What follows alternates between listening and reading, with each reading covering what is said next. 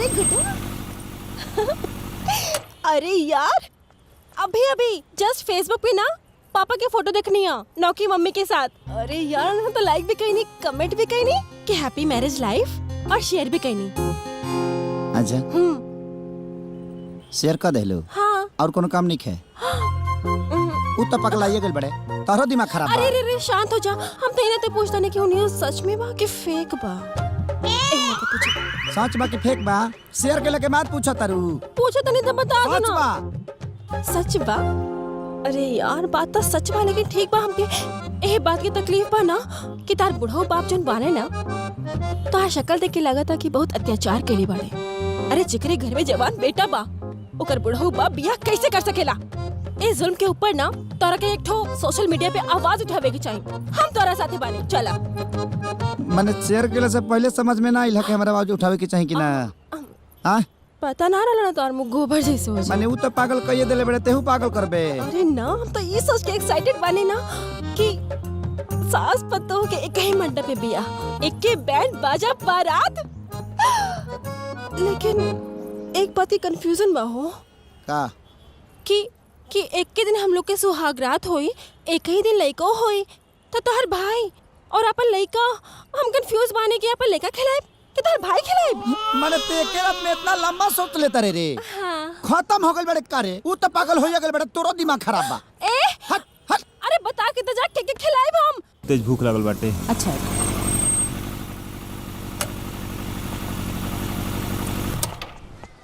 ई रोरा लोगन के हैं जौने जवान बुढ़वा से अपन बहन की ब्याह करा तारा वही के जवान बेटा हमाई। राम प्रसाद जी। अहो भाग्य हमारे कि हमारे घर राम प्रसाद जी के पुत्र श्री पधारे। अच्छा एक बात बताएं भोजन में रोलन काले मुर्गा की मछली जहर बा ना वो तो ले पूरे बाजार से तो मंगा लो जल्दी से। कैसे तरह दोनों जना के खा के मरे के परी। ए बाबू बिटिया के बियाह के समय पर अशुभ मत बोला, शुभ शुभ बोला बेटा। रोलून बियाह करतानी कि जीते जी अपना बेटी के सलाद करतानी। जवान आदमी 4-5 साल के बाद ओकर स्थिति ना रही जल्दी पलांटी मार दी। ओ आदमी से बियाह करतन रहुआ आँखी पे पर्दा पड़ गइल बा कि बेटी सौतली ही रहू। अरे जीते जी अपना बेटी के नरक में भेजा तनी रहुआ नरक में। ओकरा के का दे सकले रहुआ कुछ ना एगो विधवा के लिबास दे सकीले। ए माई तू जा तो जा जा जा जा। लागत के पगला गई है। बहुत कुछ रह जाई। रउरा हमरा के पहचानी है ना। हमरा चेहरवा पर सी लिखल बा का जी। जब तक राम प्रसाद जी के सारा जायदाद हमरा बहन के नामे ना हो जाई ना तब तक हमरा बहन के बियाह रउरा राम प्रसाद जी से नहीं के हो सकत।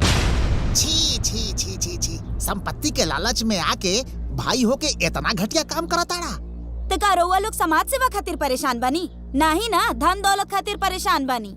ए हमार ना होखे वाली माई तू एकरा के में शामिल बाड़ू जो हट हट हट। तू कुछ कला लेकिन हम बियाह ना होके दे त ना होके दे। ए इस शादी हो के रही।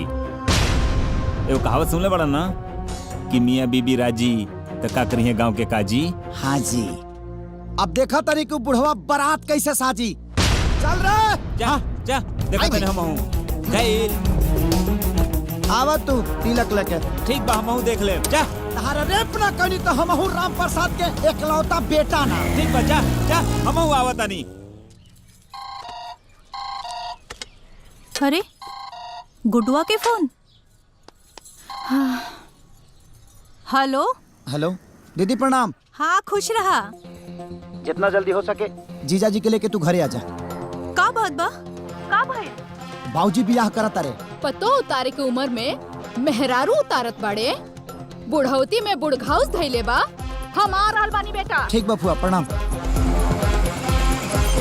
रिक्शा वाले का पैसा दी और हमरा पीछे जल्दी से आ जाई। रुकी मत। बियाह होता आई जी। हाँ सुन एकरा में तोरा जवन जवन पसंद होखे सब रख ले। हाँ माई हमारा तो कुल पसंद आवता तो सब रख ले। अरे पाहुन प्रणाम। अरे का नमस्ते करा तरा। भैया तू माँ बेटा मिल के खानदान के इज्जत मिटा के मनवा लोगन। हाँ अरे जा लोगन, तू लोगन दूर से आइल बाड़ू लोगन, आराम कर लोगन, चाय पानी कर लोगन, फिर बाद में बात करियो लोगन। हाँ ते तो मत बोल माई, बूढ़ पुरनिया होके नीमन रास्ता दिखावे के चाही, ते तो उल्टा साड़ी पसंद करत अरे। का हो राम प्रसाद भाई, ई उम्र में तो के कौन सा शौक चढ़ गई बा? बाबूजी, रउआ ए उम्र में बियाह करब तो कितना बदनामी हुई। अरे एगो बेटा बा, रउआ ओकरा बारे में नहीं सोचत? तोहार ई करनी से ना ओकरे माथे पे मोरियो ना चढ़ी। ये फैसला बदल दे बाबूजी। फैसला बदल दी ना, फैसला बदले की पड़ी बाबूजी। हाँ भैया, ना तो हमनी के जेल धिक्कार है। चुप, सब लोग चुप। चाहे बेटे हो खाए और चाहे बहन, हमरा अपना काम में दखलंदाजी पसंद रह के इसे मुखिया ही अपना ससुराली में दिखाया लोगन। ब्याह के बाद यहाँ कोनो अधिकार नहीं के, इज्जत से ही बा लोगन इज्जत मिली। आज जब कपार पे चढ़ बा तो जमीन पे गिरावे पे देर ना लगी। बुझाइल?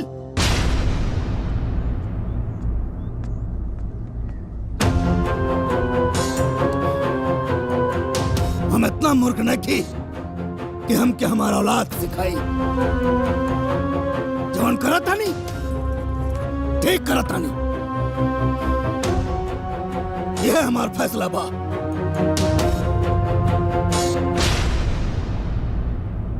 Hello hello, mic testing. Hello.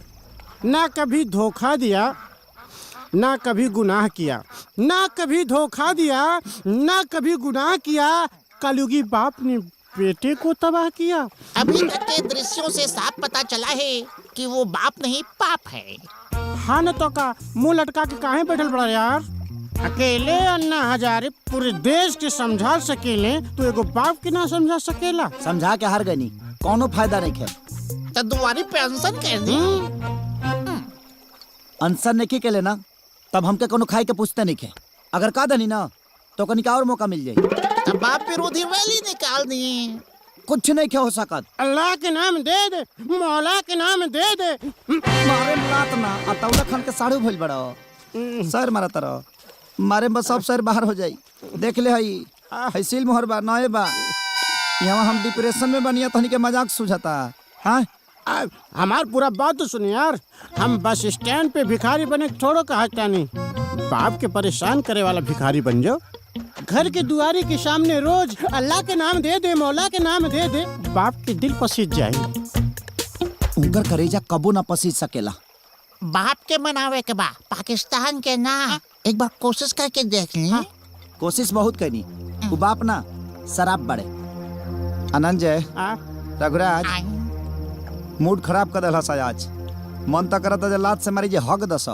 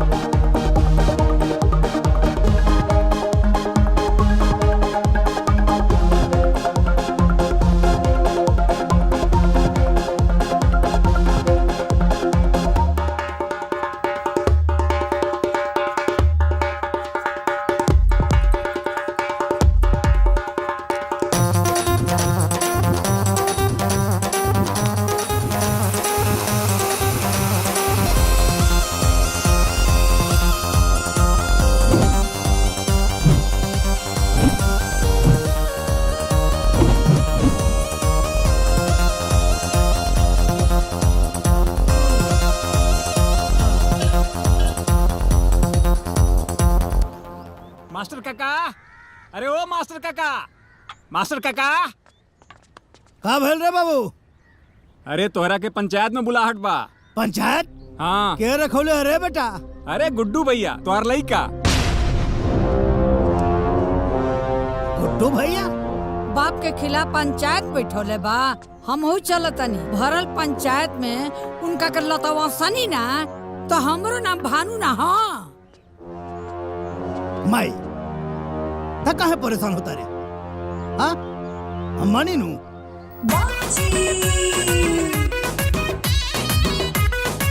चिंता मत कर, हम सब देख लेंगे। राम प्रसाद जी, तू इतना समझदार जरूर बाड़ा कि अपन अच्छा बुरा उचित अनुचित समझ सकेला। ई उम्र में ब्याह करल का उचित बा? अरे पहला प्रतिष्ठा के हनन आ दूसरा उ लड़की के जीवन के बर्बादी। अरे राम प्रसाद ये बिल्कुल अनुचित बा। अरे मुखिया जी, ये बियाह में खाली है शामिल नहीं खौन, हमार दादियों बिया ओ करो ना पतो हो चाहिए। अपने 4 दिन के जिंदगी के खुशी के खातिर अपने जवान लड़का के जीवन काहे बर्बाद करे पे तुलल बाड़ा? ई गलत है, एकदम गलत है।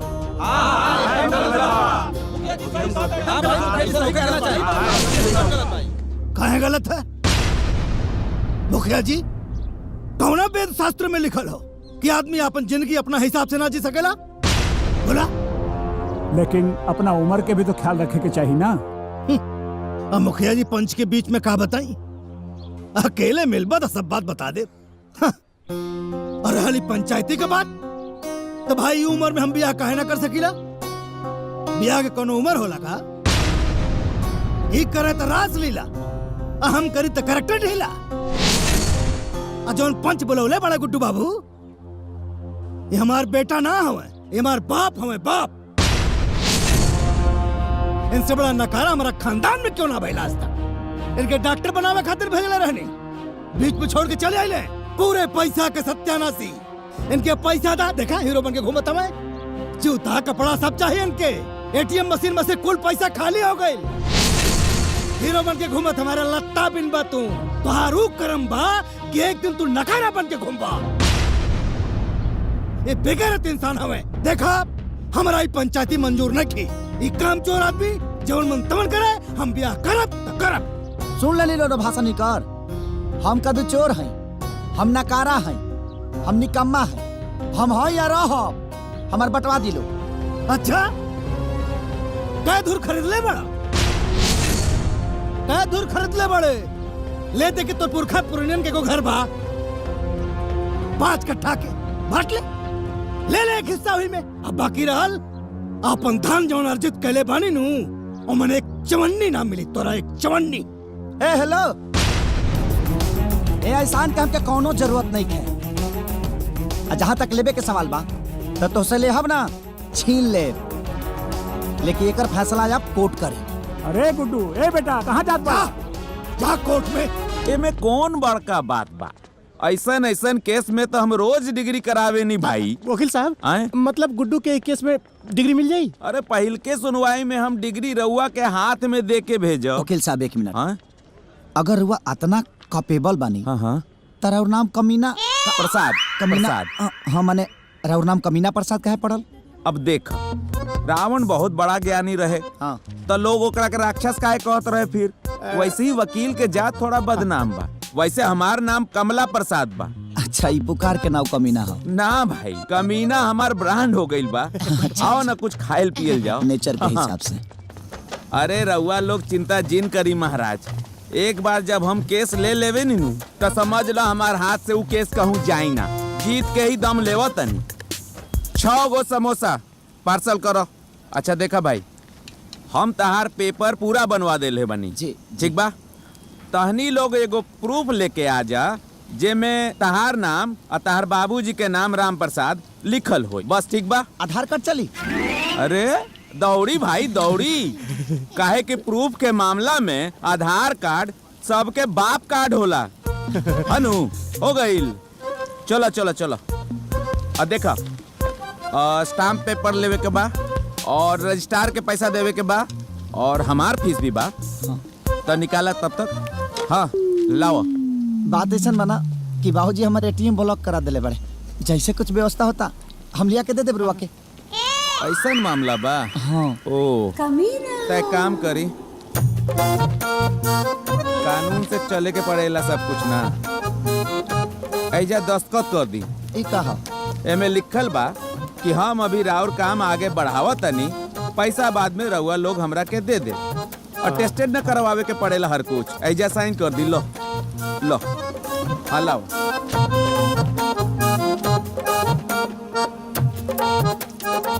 ठीक बा जी, चलो। साहब पैसा आए? पैसा। ए भाई, पैसवा ना देहनी, पैसवा दी। अरे यार पार्सल तू ले ला तो पैसा हमनी के कह के दीजा। अरे लो, कर देला ना बात। कोर्ट कचहरी के कुछ नियम कानून भी होला। देखो, कोर्ट कचहरी पुलिस थाना के चक्कर में जे लोग पड़ेला, बड़का बड़का राजा लोग के राजपाट बिल में घुस जाला। पैसवा दे दो, रिवाज होला ई सब। एगो बात कही, हाँ तहर नाम कमीना के रखा? अरे कमीना प्रसाद नाम बा भाई। हाँ, कमीना प्रसाद जी, ई नाम रउर के रखल? नाम हमार कमला प्रसाद बा, कमीना तो ब्रांड हो गईल बा। पैसवा दे दी, ना समझ में आई। दो ना भाई पैसवा। क्या पैसा भाई? 50 रुपया। ली लाओ। पुरानका अकाउंट वाला भी क्लियर कर ली। अच्छा, हनु चलो आओ। अरे चला भाई, कोर्ट कचहरी में तो झेल ही के पड़ी। बाबजी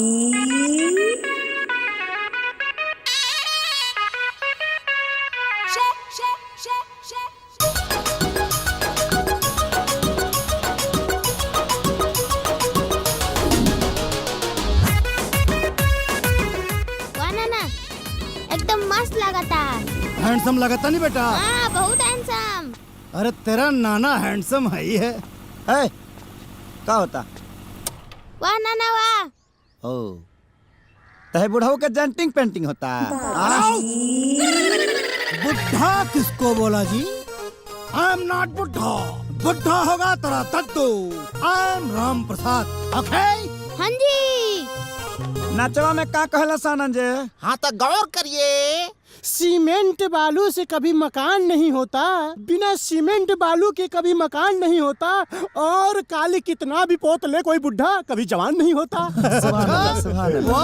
हमने के पुरानिया लोग कहला हाँ, कि जवन जवानी में कोई जाला तो बुढ़ापा में भोगे के पड़ेला, और जवन बुढ़ापा में कोई जाला जवानी में भोगे के पड़ेला। बुढ़ापा में से जवानी में केंगा जाई रे? उनकर वाला गोलिये ते खतरी मारे नीचे से निकल जाई, बुझाई? केतनो लाल लगाम लगा ले केहू, लेकिन घोड़ी ना मिली। अच्छा। पुरानिया बैल के केतनो चोकर खिया दे केहू। अच्छा, ज्यादा ना जोती। धुआं सो लगाता।